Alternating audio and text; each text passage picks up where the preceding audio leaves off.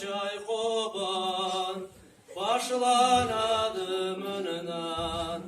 üç özeninin akkan üç sudan ana çay halkı kerdi ata curdu ar curla korudu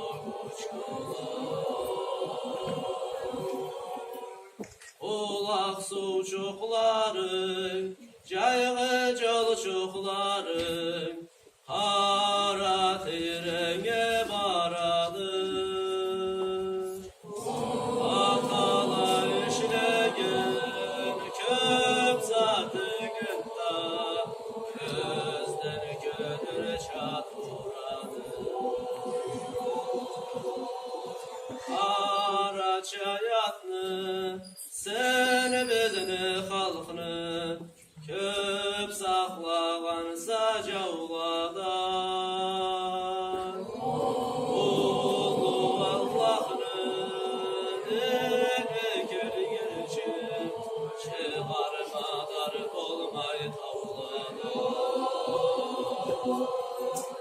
oy özünlüden bağalı kim bulur oy özünlüde tuğayna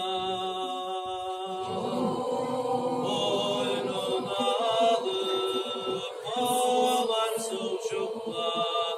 anası bedeni cuvayna eskata curtubuz bağalı ölümüz Kara çay senden çaçılgan Kara çay halkını